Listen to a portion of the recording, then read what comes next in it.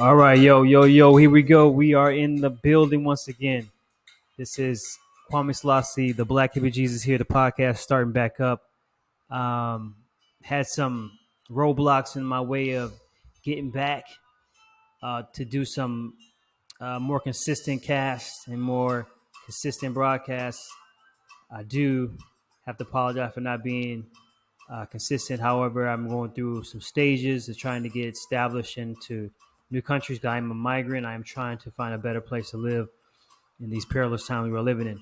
So I'm trying to find everything's coming together. So God willing, God's been blessing. So things have been coming together.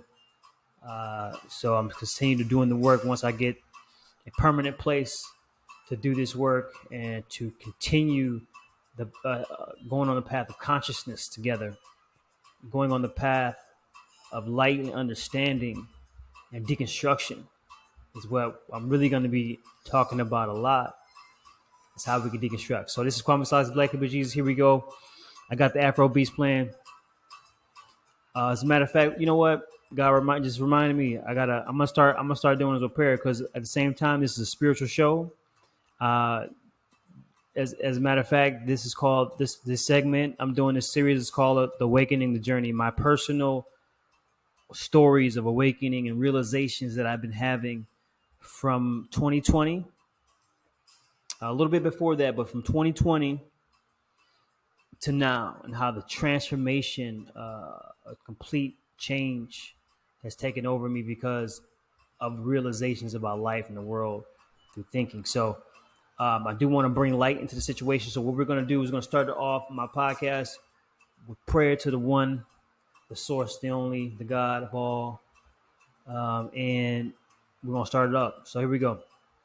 God, thank you for this day. I thank you for this broadcast today. I thank you for allowing me to be able to speak into people's lives today. And I pray that we can all come to a sense of unity and togetherness in you, and that you have given us all life and all being and everything that we are, you have bestowed upon us, and we are part of you, God. And I just pray that the light comes on in people's minds and their eyes.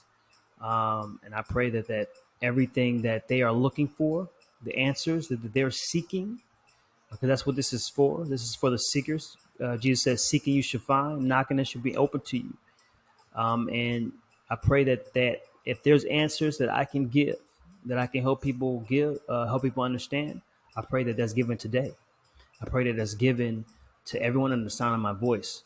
So God, I just speak this light. I just speak forth this truth. And I'm going to allow you to use me in that regard, and let there be none of me and all of you, oh God. And I thank you, O Source, for everything you do and the power you bestow upon us to deliver light to your people. Amen. All right, so I have started off with the prayer, man. It's been a long time coming, and since we get into prayer, it's a very important, central thing to do. Invoking God, invoking the Source in what we do, because what we do is all through it. So I'm gonna get into more of my encounter with the Source later on. But this episode is called excuse me. This episode is called "The Awakening, the Journey." This is gonna be a good one. The Awakening, the Journey. But this is gonna be about love, marriage, and the big F word, fornication. That's right. We're going to talk about fornication today. Yeah, on the podcast. So I'm coming at this from a different angle, from a deconstruction angle. So this is a deconstruction I did when I was in a relationship with the girl. My last podcast, if you look at the last podcast, just listen or watch 1, 2, 3, The Awakening, the Journey, 1, 2, 3, about my awakening journey. As a matter of fact, let me just do a quick recap. I did have a recap here. Let me see this. So just to go back, this is called The Awakening, the Journey, and this is about my awakening and transformation over these last few years, what that means, and some of the experiences I had, and why am I doing this right now. So this is kind of like the setup to the Black Hippie Jesus podcast. What is going on? Why am I doing this? What is the reason? What happened to me? Why did I change my name?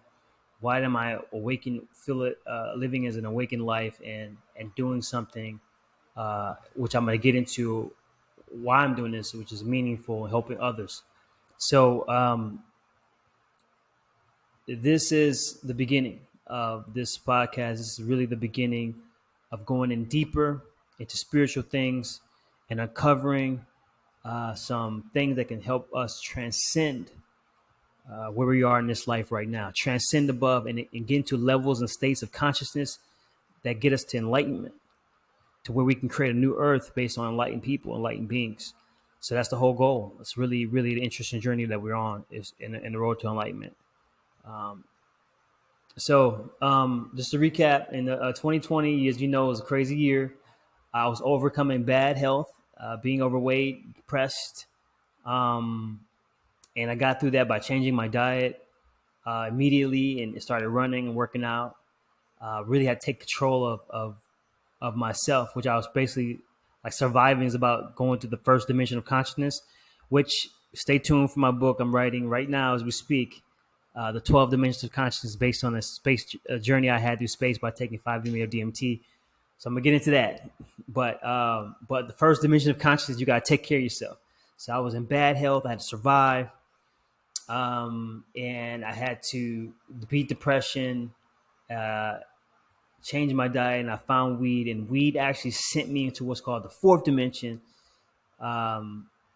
in which I started to see the supernatural phenomena started to take place. I remember watching movies and then seeing subliminal messages, seeing different things that were opening my eyes, that there's a world outside of this that we don't see, that's interacting with this world that we do see. And this was kind of what you get when you enter the four-dimensional consciousness, the astral realm. You start to see that there is a whole entire universe out there that is infinite, and time does not exist out there, and it's eternal. And that's just when you really step into that place. So really was getting, even though I'd been through that in Christianity, which I'll talk about in my past life, in this life, I'll talk about that more, which there were supernatural things within Christianity that I experienced as well. But there are some very interesting supernatural experiences I've had in this awakening period, stages of ascension into fifth dimensional consciousness, or ascension into fifth dimension period as a whole society, as a whole earth, as we are shifting. Another reason for this podcast, talk about and go through. So that was the beginning in 2020. I was also smoking weed. I was introduced to cannabis, and cannabis changed my life completely. It actually, I'm on it right now as we speak. It transformed my aura, and my auric weight started to fall off by using cannabis, lightening up my mind after going through dark periods in my life, and connecting me with ancestors, basically, which I'm going to talk about in the next episode after this one. But it really helped me get through a dark time during that pandemic of navigating out of creating a bad situation for myself by the way I was living, in terms of living in Asia and being a drunk and so forth, and then coming back and paying for it in my health during 2020. So weed was helping me see all that. I was going through my shadows when this is when I first started, and I was seeing shadows in myself and seeing shadows of people around me, and then seeing these number sequences like 1111 and 222, and just random sequences as patterns. And I was one time I seen a series of card colors. 3 white cards that go by in a row, and then it'll be a different color scheme, and another 3 white cards that go by. And I'm like, oh my god! And during that time, I was on a trail of thought. So I'm talking about things like this you're going to experience when you start to awaken, when you feel like there's a calling on your life of something interesting happening to you. You're going to start to experience these number sequences guiding you in patterns. You start to see what's called the matrix. We'll get into more of those terminology later as we break down the matrix in this podcast as well. So stay with me. I'm going to start breaking down stuff like the Matrix, exactly like how I'm going to do the Bible and things like that to help us understand what the subliminals of these different stories are telling us. So, saying I to say, long story short, just doing a recap. Found weed, was going through the shadows, was going through the supernatural, seeing these phenomena, also seeing and I was also seeing these we call that subliminal messages in the movies, and there were some really dark and demonic things in these stories that I was seeing that was implanted there to try to put fear in me, and I was seeing these things all while I was on cannabis and watching, and just seeing that this world that is subliminal and secret and dark and shadowy and scary, that to a lot of people I was actually seeing it more and more, and it was opening my eyes more to other dimensions. So after experiencing that, I am also in a relationship with some, or if you want to call it that, I'm in a situationship with somebody during 2020 in the pandemic, and I'm seeing their shadows and seeing the things that were going on there, and seeing that modern women and modern relationships are really complicated right now, and just it was awakening of wow, like people that are out here are something else in this time period, and there's so much of these things that going on in relationships that makes people really, really distrust the relationships that we have in society today. So, not to get too deep into that I had to awaken to, the culture we live in, the society we live in, is breeding the wrong type of people. Like especially with the music, I'm going to talk about these things and how our culture is not built on anything solid. The music, the things that are coming out of our mouths, the things we're doing is all self glorification and glorifying the wrong things like money and things like that, instead of pure-hearted things like family and love and trust and bonds and unity and the things that we need to be focusing on. A lot of the women I'm dating and seeing, it's all about self. They're living for self glorification and just wanting to live out a fantasy as opposed to live out a real building of a real legacy. And I'm still dealing with that.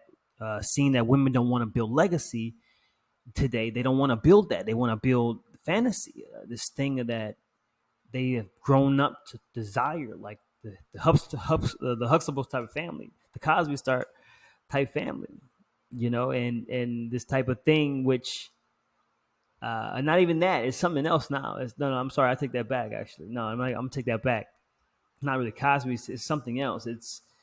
I can't put a finger on it, but it's really toxic today. So I'm going to talk more about relationships and what's going on as we deconstruct our culture and society, because this is what this podcast is all about. It's all about deconstruction, not only ourselves, but deconstructing the entire society we live in, so that we can find the truth and see the truth for what it is.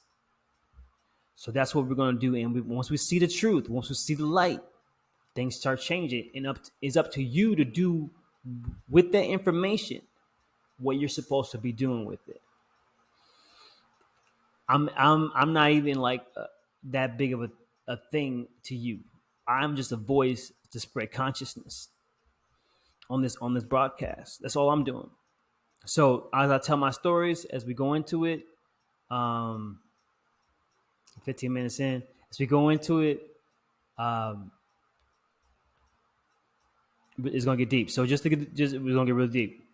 Some real deep breakdowns of the deepest things, the deepest aspects of our society. If you follow me, all right. So this is Kwame Selassie, Black Kid with Jesus. I am starting a ministry, a church called Faith Deconstructed. It's what I'm doing today on my podcast. I'm going to be doing in a ministry setting to help people awaken, to awaken people first by dealing with themselves, deconstructing themselves, and deconstructing reality and then reconstructing something completely new and being born again. Help people understand what being born again is really all about. Because we were a little bit tricked with the religion, but I'm gonna get to the raw, the true, and the real. So as I'm gonna do today. So still recapping. I get through that time. I break up with that girl in that relationship, and then I come into uh, meeting some people here in Mexico, and then starting a relationship where these women sabotaged my relationship because I had dealt with them before, but it didn't work. It didn't work out, and I found some girl that I really liked. And what happened was they basically sabotaged it. And let me talk about this for a moment because this broadcast, this podcast, is all dedicated to speaking about our culture and our generation and what we're doing to each other through my own experiences, because my experiences are my experiences, and it's just a teach. It's just an open general teaching that I want to use my own life to share with you how we can change and do better. So, you know, women can be very jealous, and I'm not here to shit on women or anything like that. I'm not the type of red pill type of person. But what I am going to do is I'm going to shed light on some things, and I'm going to talk about the modern woman, and I'll talk about the modern man as well. There is a Jezebel Ahab spell on all simp. Simp is the Ahab, and Jezebel is the controlling, domineering force that wants to have its way, i.e., Scarlet Witch, and we'll talk about the Marvel movies. I'm gonna get into that as well, explaining how all those things relate to our modern day and culture with how people act. Because we have to deconstruct to see why we're doing what we're doing. So, as these women tried to sabotage the relationship, what they were doing was they were creating a perception of me because I'm me and the person I'm dating, we're just getting to know each other. We're just getting to know one another, and she doesn't fully know me. So these other women were putting ideas in her head to sabotage the relationship. So while we're going through that, I was going through a deconstruction even further in my religion, and like I said last episode or episode before, I found that the Bible was not inerrant after really getting into Bart Ehrman, and I suggest you study that. After really getting into Bart Ehrman, I was really just persuaded after just looking at the data and everything side by side with the Bible as the synoptic gospels and all those different things. I used to defend the faith and everything. I used to be one of those type of Christians. I found that it was not inerrant. The book is not perfect. The book was not meant to be perfect. Actually, some of my reasoning was that once I understood that this book had been compiled like centuries later than the events, I realized that the book we have today was not meant by God to be a rule book for us today. I was starting to realize that the Bible was not meant to be what it is being used for today, which is to control people's minds. And it's time that we recognize that the way it was not intended. If you understand anything about, and I was going to school during this time, literature, you understand that whenever someone writes a story or writes something, they're writing to a certain audience, and they're writing for a certain reason. And what happened today is they compile a whole entire book to say, oh, this is all what God says. And people believe that without investigating whether or not that is so. And we have religion today that comes into in people's lives and as a virus in a sense, implants in their mind and gets them to bypass the conscious self, which is going to act, which usually before anything goes into a conscious person, anything goes into your mouth, your mind, whatever, you examine it and you think deeply about it before you allow it into your mind and heart. But with Christianity, which is religion, it sometimes goes beyond that and it enters in someone's heart.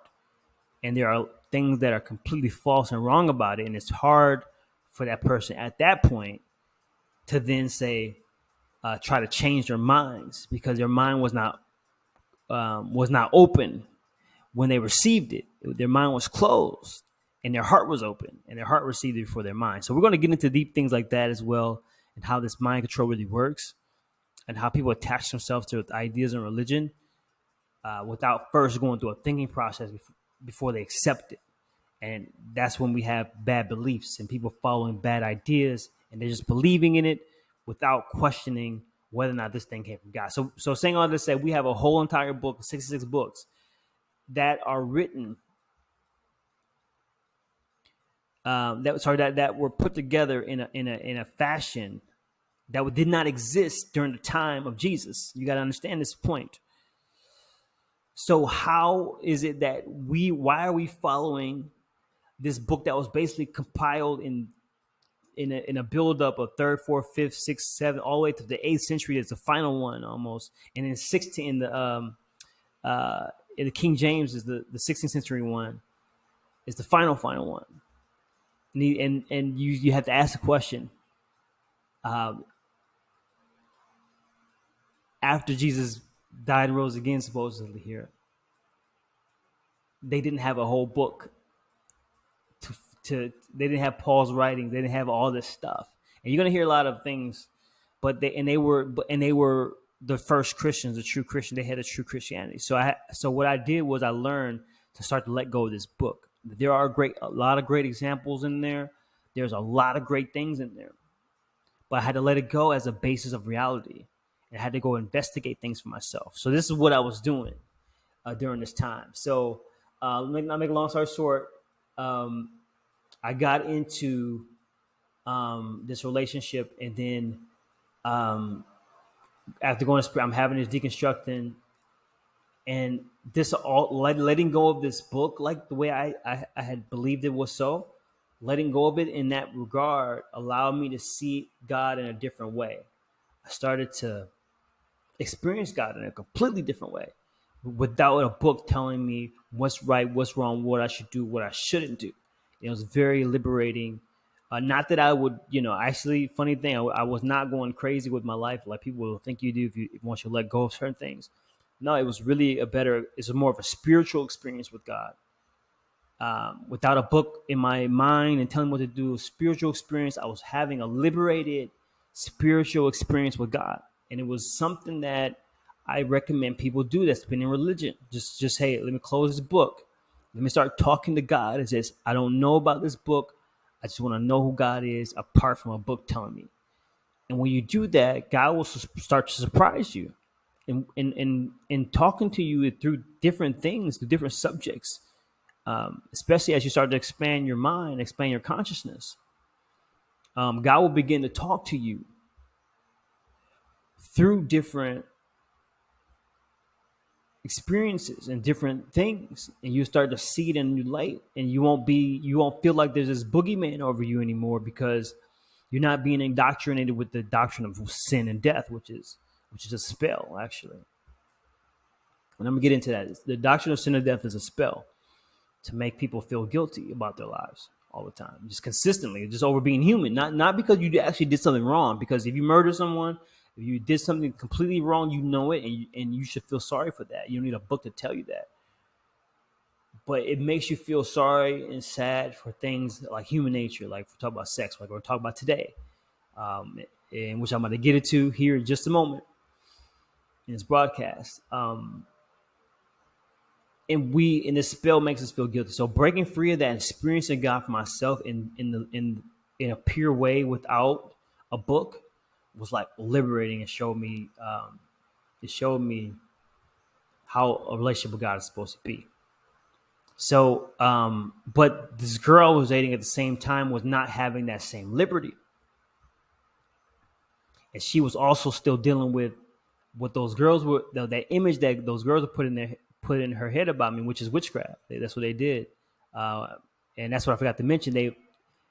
That this whole situation was witchcraft by other women. That's why I'm still starting to learn that this is a very nasty game we got going on, when in terms of the jealousy and so many things happening here, that other women would just straight up sabotage another woman's thing going on because they're not getting the same love or attention that they feel like they should be, which is that entitlement problem, which we're going to talk about and preach about a little bit later on. We'll talk about those things. But this girl was not having the same liberating experience with God, and she was having all this situation going on. And what happened was we started having more sex, more sexual most of our relationship the whole time was actually just talking. I loved it actually. We didn't really have a lot of sex. It was just talking on a level of at the time where my conscience was at the time was about more academic or educational or intellectual thing. Let's just say that's a better word to use.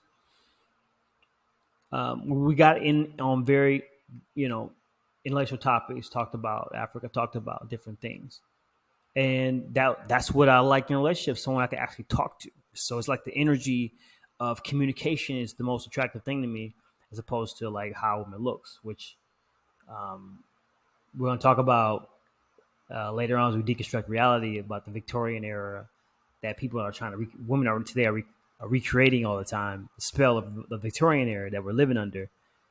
So I'm going to slow that down. We're living under the spell of the Victorian era. I just got to say that. You go study that later. That's some historical things. You will start to see the parallels.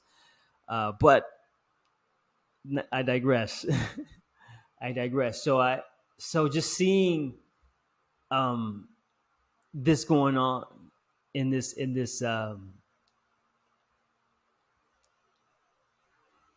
relationship, and connecting, and then seeing it all kind of fall after we started having sex. And then the end started happening, because in this person's mind, they were feeling condemned and guilty, and I could not understand. Like, look, I was trying to help this person. Like, look, God is not upset with this. If you think God is upset, you know what I mean, that we had sex before we signed a paper, then this is crazy. And this is where the thinking of where I'm going to next in this episode is called Love, Marriage, and Fornication. It's about to get real, this episode. I'm going to put a disclaimer on in a minute. But I was really starting to reason, like, look, this cannot be God making people feel this guilty and this condemned over a natural human thing like having sex with somebody that you like, a consensual display of affection. You think God is up in there in heaven, like, oh, they did it again. Oh shit. You did it again.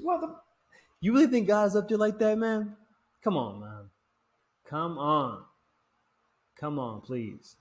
I started to awaken. This was like some revelations and some awakenings I started to have about relationships, about God and stuff like that.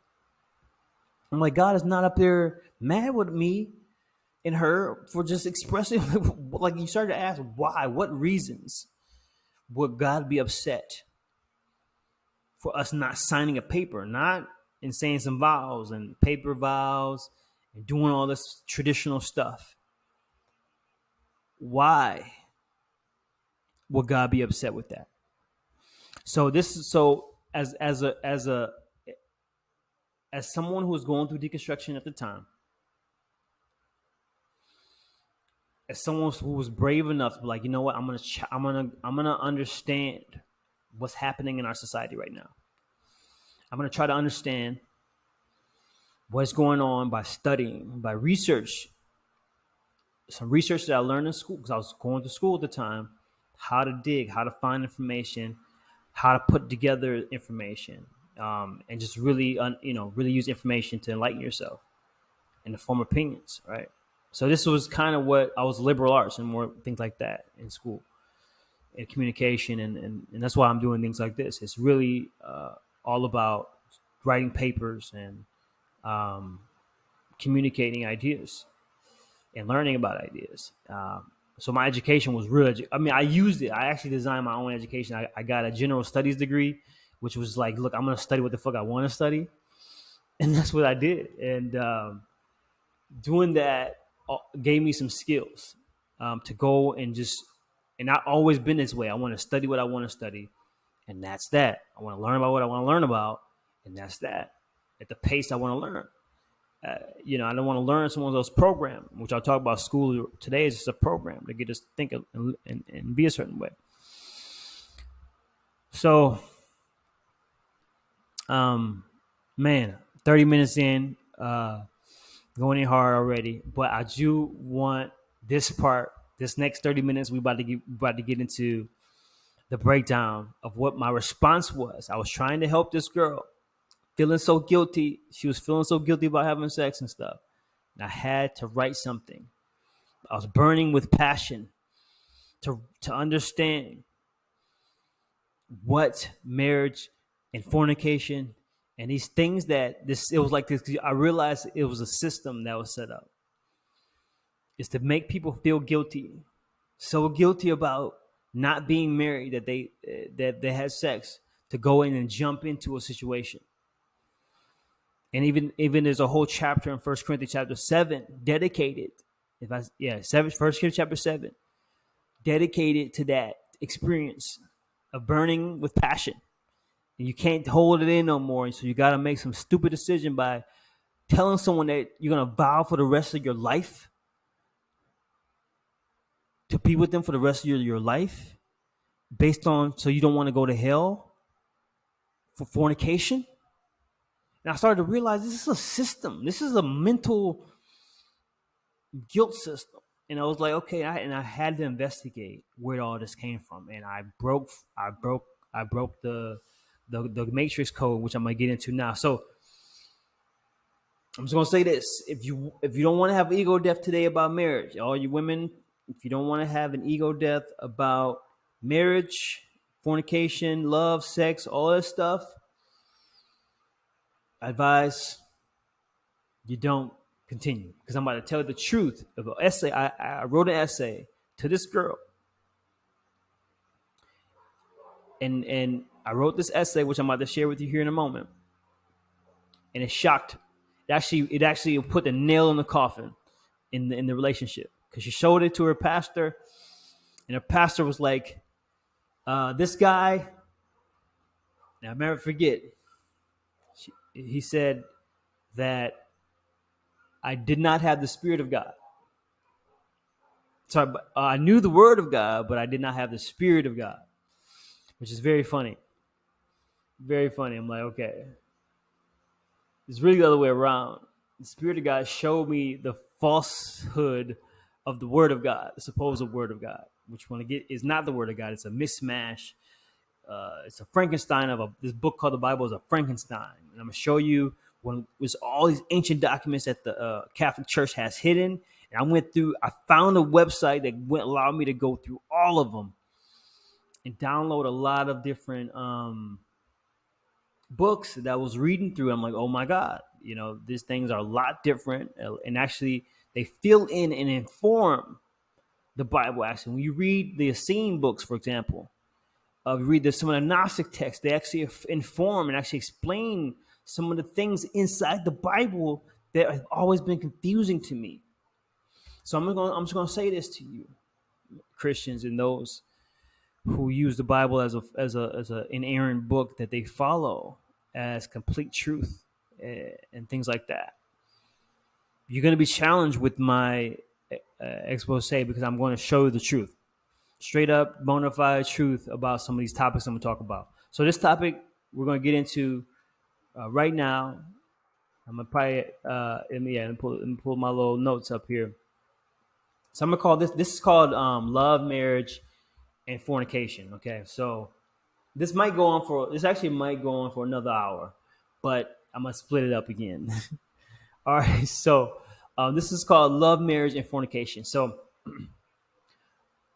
and I wrote this to the girl, and she shared it with the pastor, and it broke the relationship. It ended it. And when I'm talking about at the end of this, I'm gonna talk about the crazy thing that happened after all this went down. All right, so just imagine this scenario. On Sunday morning, two couples come to church. So I'm pretty sure people in the church that are listening They're listening to this right now. All right. So on Sunday morning, two couples come to church. I'm going to say couple A has been together for 10 years. Check this out. Couple A has been together for 10 years, and they have 3 children together. They're really in love, and they have a home. They let's say they recently joined Faith Constructed, not Deconstructed. They recently joined Faith Constructed, and they were involved in helping out in the church. The only problem that they have is that they are not legally married. They didn't go to the courthouse, and they didn't go before the priest or the pastor to get married, to do the vows and all the ceremonial things, right? So let's just say that's couple A. Couple B, on the other hand, was actually married by the pastor. Couple B is a more superficial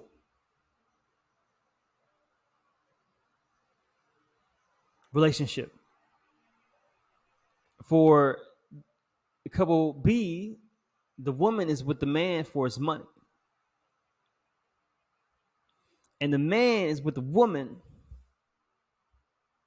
because she fine, trophy. And he even knows that she is with her for his money.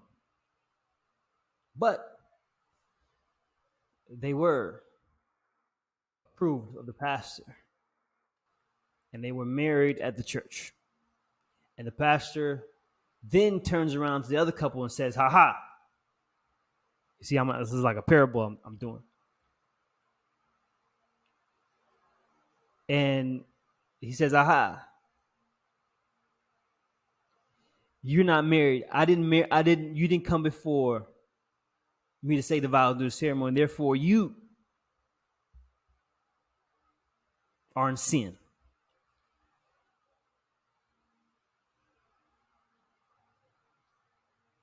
So I want you to think about that for a moment. That scene right there. Because the pastor goes on, talk about how the other couple, because they didn't sign the paper and go before the pastor, that they were having kids out of wedlock. They put all, they say, "Oh, you got the kids. Oh, you got the bastards. You're having kids out of wedlock."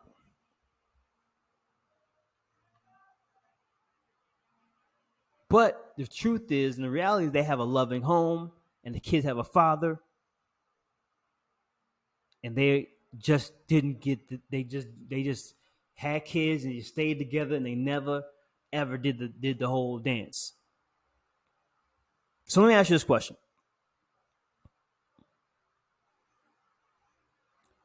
because at this point, the way that things are, couple A feels condemned, and couple B feels like they're in what's so called quote unquote God's will.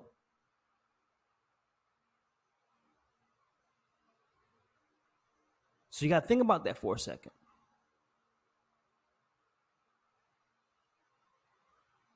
So what we see here is that so many times in religion, we look at the outward appearance and not the heart. Because almost everyone in Christendom would agree that couple A is in what's called quote unquote sin, and more so called committing the sin of fornication, that F word. But are they? Are they? Is couple A really in fornication, or is couple B in fornication? And that's what I'm going to talk about today. So here we go. What is fornication? Okay, what is fornication? Let's talk about this. Okay, so the New Testament talks a lot about this word fornication, and if you have your Bible, definitely I would recommend it. Pull up online, because I'm gonna share some scriptures. As a matter of fact, As a matter of fact, I'm going to just go ahead and share my screen that way on this next broadcast here. And I'm just going to go ahead.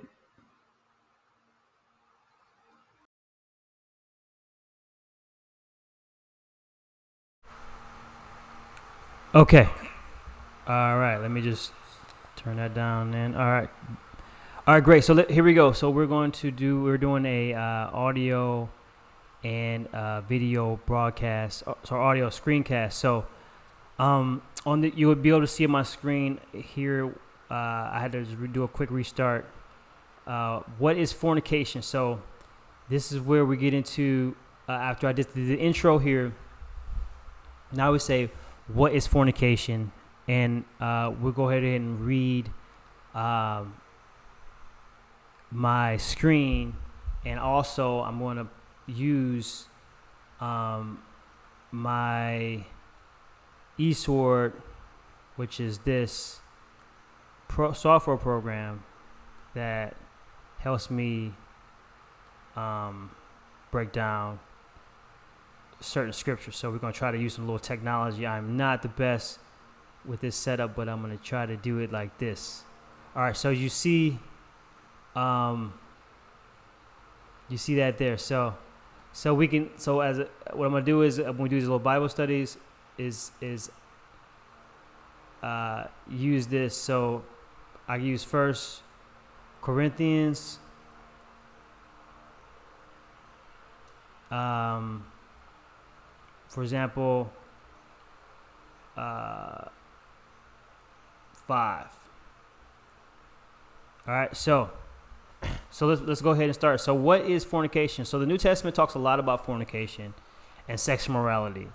The most popular passage is in 1 Corinthians. When Paul wrote 1 Corinthians, he was talking to a church that was in a town that was known for sin, basically. It was basically Rome's version of Sin City. And this Corinthian town built a reputation for itself for debauchery and temple prostitution, also known for things like its commerce, all this capitalism going on over there. Not to talk too much about that. Talk more about capitalism later. And a lot of this stuff was going on, so much so that the church at Corinth didn't even condemn a man who had sex with his father's wife, as in 1 Corinthians chapter 5, verse 1. So as a result of this rampant sexual morality, Paul had to address it in order to help the Corinthian church differentiate itself from the world. So in Greek, Paul uses very specific language to talk about sexual morality. And what I noticed is that they all have a common link. As a matter of fact, there are only 4 Greek words for fornication. The first Greek word is porneia. So where did I get this from? So I go to 1 Corinthians chapter 6, verse 13. So let me show you something. So if I go to 1 Corinthians chapter 6, as a matter of fact, if you read the first verse I put up here, 1 Corinthians chapter 5, verse 1, you can read it here. So it says, it's reported commonly that there is fornication. And you see here, I can click on this. It gives you that word, porneia, which translates to harlotry. So in the Strong's dictionary here, it translates into harlotry. Okay, so that is in 1 Corinthians chapter 5, verse 1. If you read that, so it's reported commonly that there is. So when you ever see this in the text, that means they added it in there to try to make sense of the text. So it's reported commonly fornication among you. That's what he really said. So it is reported commonly that fornication, if you translate the word, harlotry, porn, harlotry is among you. Adultery and incest, adultery, incest, and figuratively idolatry. So this is where, if you actually were to read this the right way, it would say it's reported commonly, harlots are among you. That's what it really says. Okay?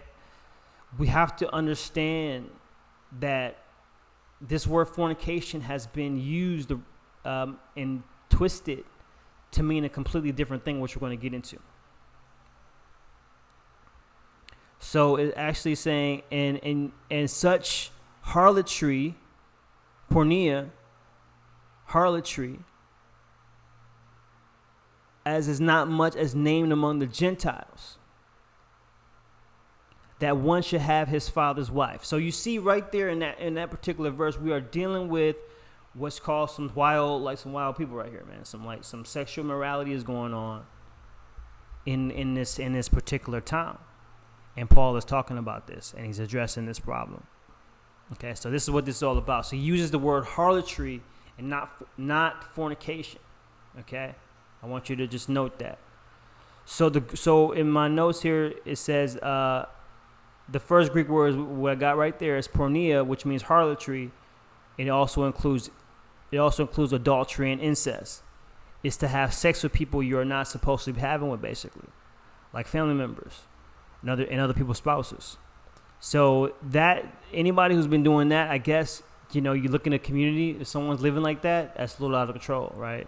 They're having sex with anybody, like if they're living like they're pretty much living like a harlot. I mean, I can understand people will be upset with that. And I don't think I think God is a little bit, will warn people about living like that too.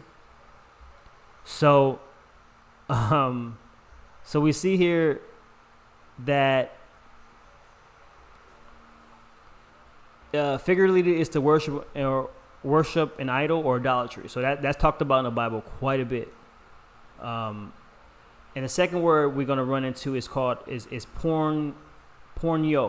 And this we're going to see this word in this one in 1 Corinthians chapter 6, verse 9. So let's go here.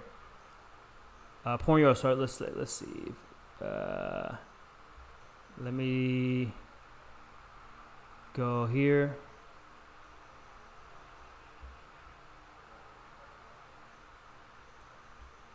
All right, so know ye not that the unrighteous shall not inherit the kingdom of God? Be not deceived, neither fornicators. So let's take a look at this word. Pornos. All right, so check this out. Look, pornos, where we get the word porn. A male prostitute. Okay? See the connection. Prostitute, that means someone that's exchanging money for sex.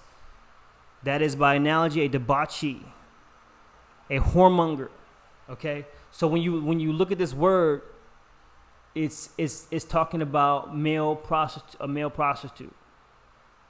All right, so when he says don't be deceived, neither fornicators, male prostitutes, or idolaters, or adulterers. Here's an interesting one: effeminate.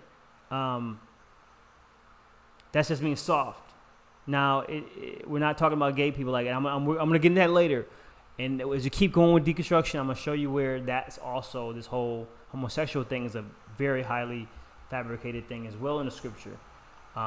It's been put in there for a certain reason to make people think a certain way. And I'm going to get into that too in the later episodes. But you see, abuse of self-mankind. So he goes into a list of things, right? But I just want to show you. As a matter of, I think there's another one. In 1 Corinthians chapter 6, verse 13, says, meats for the belly and the belly for meats, but God shall destroy both it and them. Now the body is not for, let's look at that word, porneia. The body is not for harlotry. So it's telling you right here that the Bible is saying, like, the body is not for harlotry.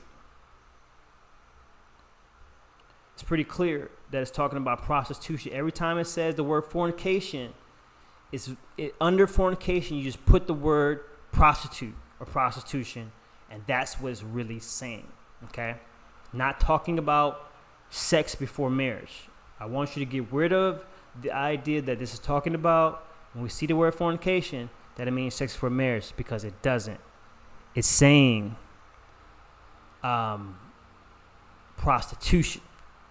Okay, so this means basically have sex with anyone, everyone at whim, sex without restraints, orgies, whoremonger, debauchery. All right. The third is pornos, and it means to sell, being a prostitute. If you look at this is where I want to get into that transition about selling, because when you're a prostitute, you are making an exchange for you're saying you're taking your body and you're selling it for money, right? You're taking your sexual organ and you're saying, okay, I'm gonna make money with it. And what you're not realizing is that you are putting yourself through something demoralizing. Because if you think about, you're changing something of value for something that's not valuable. But money, in actuality, is just paper with a signed value by the society. But your body is a little bit different. It's something that in a lot of spiritual circles, theological circles, religious circles, the body is a sacred thing to people. Now, we can get deeper into what is sacred and where does that come from. We can get into more source and deeper things, but it's still back then it was considered something of a lower vibration, that's just to say, to going out there and sell your butt. You know what I mean? Now, there was, as we get into later, there was temple, more sexual, spiritual stuff, which is another thing. But a lot of this was just straight, or I think that was also temple prostitutes as well. We'll get into more cracking that code later. But anyway, we're here to talk about that this actual selling and exchange is what is talking about this transaction of the body for something of lesser value, which is paper money or coins or whatever. So, hold on, let me see. So, we look at Hebrews 12:16. This is what I really want to show you what fornication really is. So now, what is fornication? Let's answer that question. What is fornication? Let's give you the only example that Paul gives when he uses the word calls someone a fornicator, and it gives us an example of what that person represents, right? So let's go to Hebrews 12 verse 16. Hebrews 12 16. Okay. All right. So let's read that. It says in Hebrews 12 verse 16, it says, "Lest there be any fornicator or profane person as Esau, who for one morsel of meat sold his birthright." So let's look at that word fornicator. Pornos, to sell, right? Here's that pornos word, to sell. So you see how the idea is a prostitute by analogy, actually. This one, actually, you look at this word, actually, let me take a step back.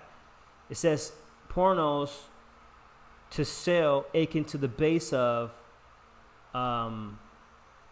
this word. This is the base to traffic, that is to merchandise. Okay, so you see how that is linked to this word, which is pip rasko. Well, I really don't know how to speak Greek, but prow or this. You see how this you see the sell. So it's talking about commerce, merchandise, right? So he uses this word. I'm gonna go back here, pornos, and we see that there's a base word in that word, and that word means prostitute. That is, by debauchery, fornicator, whoremonger. It's kind of, they connect the two ideas by analogy. Okay, so he's using an analogy here as well, even in this text. So even in this scripture, so he uses Hebrews 12 verse 16.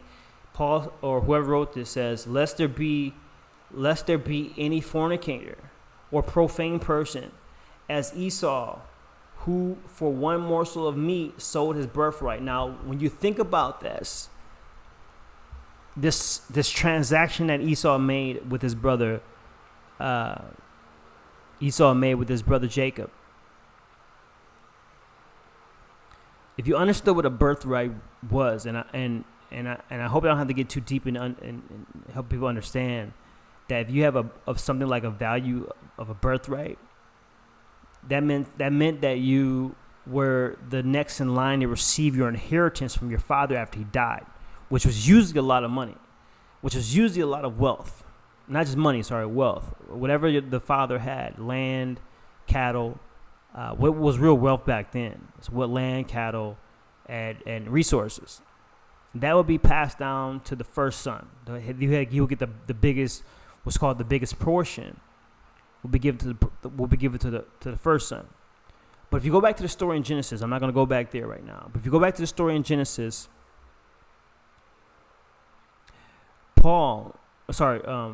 Esau was hungry and felt like he was going to starve to death. And Jacob basically seen his dilemma and capitalized on it, which we talk about this capitalism thing, where it really comes from. Esau capitalized on his brother's hunger, but the worst sin was what Esau did was actually giving up his birthright to receive the inheritance from his father to Jacob, for a bowl of soup or morsel of meat.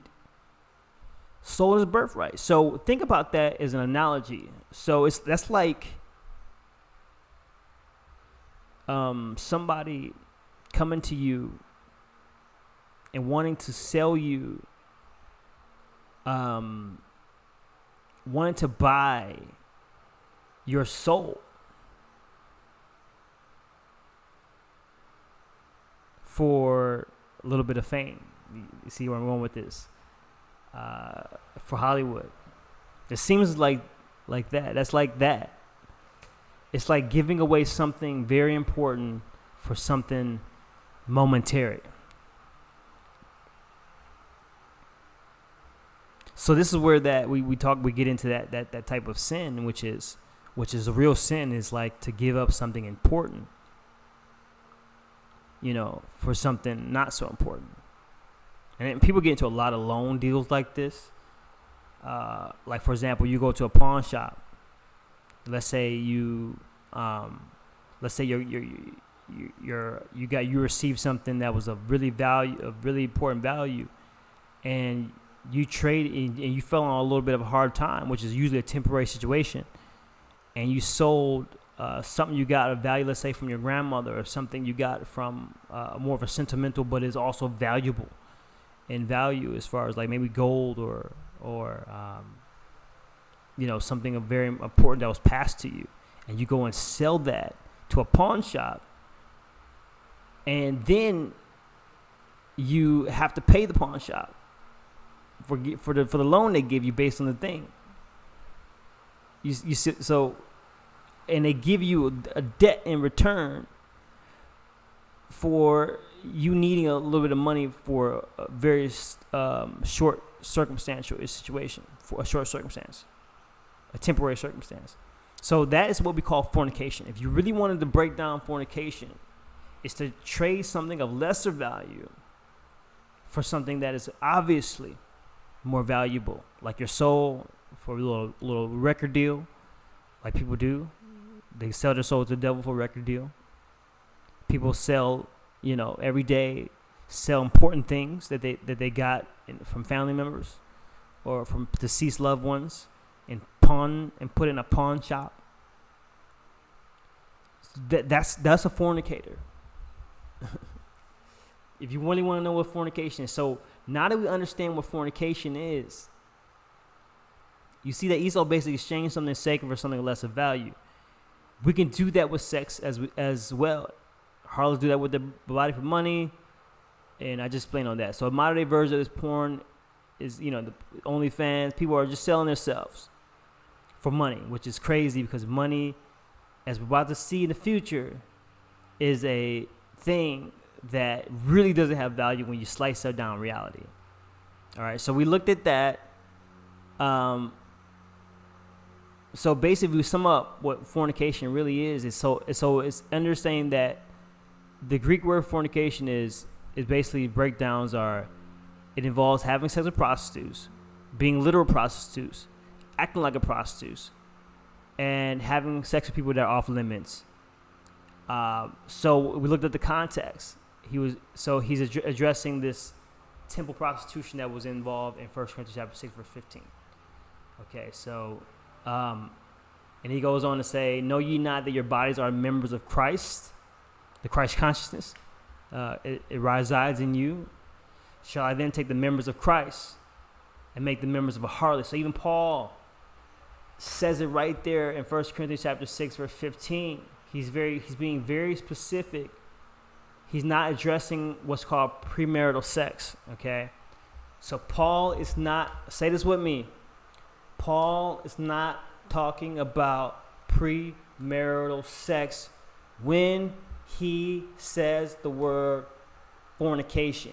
As a matter of fact, that word fornication is translated prostitution or harlotry. So he says it right there in 1 Corinthians 6, verse 15.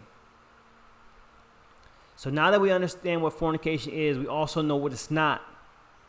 Notice how the definitions never express the idea of sex before marriage. The idea of premarital sex as a sin is not even mentioned in the Bible. The reason it's not mentioned in Scripture could be related to the fact that God gives us no instructions on how to get married.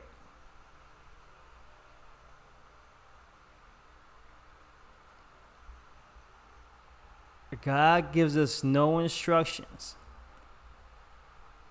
on how to get married.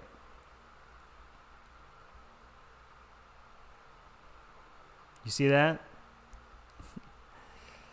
So there are no clear guidelines on what steps to take. He seems to have left that entirely up to people. The Bible does not mention rings, vows, jumping brooms, signing a contract, or even the necessity of having a ceremony. God has given no instructions. God has given no instruction on this, but he's given many instructions on many things inside the whole Bible. So one of the most important institutions, supposedly marriage, one of the most important institutions in society, God gives us no instructions about. You have to ask that question.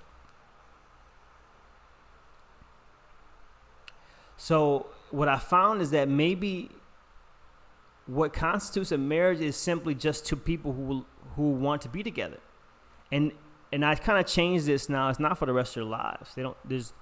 There is actually no such thing as forever, but who want to be together for a time that they agree upon, even.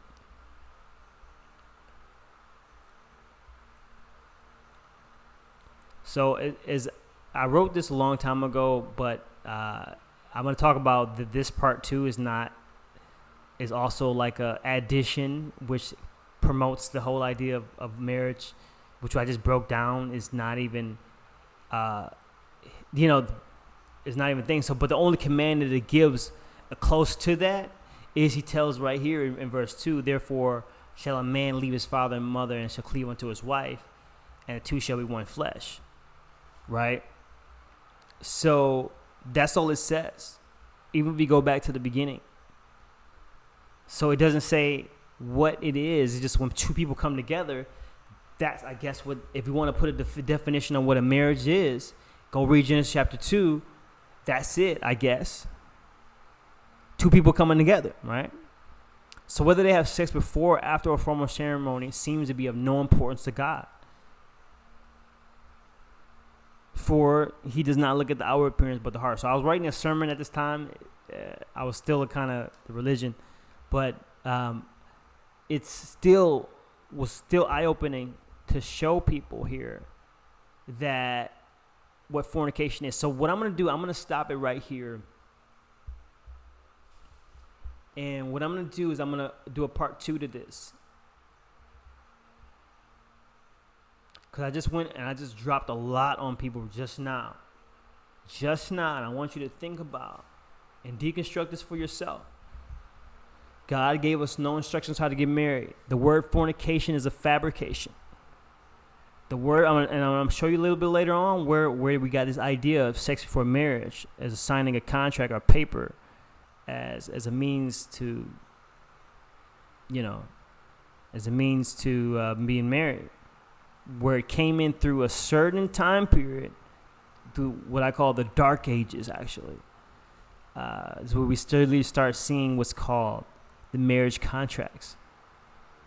So we're going to get into that later. But I just wanted to end this right here on this episode of Black Hippie Jesus podcast, because that's a lot I just dropped on y'all just now.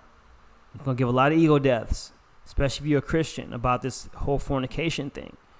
And I ask that people like and subscribe and share my channel as I continue to grow this. And I'm going to start releasing things on buymeacoffee.com. I'm going to release actually this whole, I'm going to release my deconstructions on there and some exclusive content coming up soon. And ultimately, I'm going to launch the church, Faith Deconstructed, after we go through a series of, talks and podcasts. So thank you for listening to this first episode of this first part, of a deconstruction I did on the Bible, on marriage, on fornication. And what set me free, like I said, I was being liberated already. I was liberated. I was like, look, man, this Bible, man, I'm not going to let it have more control of my mind. But as a matter of fact, I'm going to experience God anyway.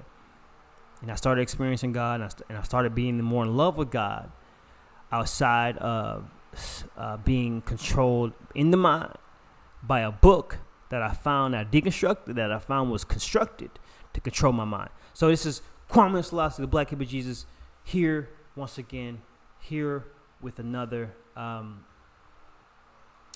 video, audio presentation. And I'm going to end it right here, y'all. Be blessed. And I pray everyone processes this information and can share it and talk about it at the dinner table. I'm not telling anybody to get divorces. I'm not telling anybody to be wild or crazy. But I want people to know the truth. All right? So, peace out. 1.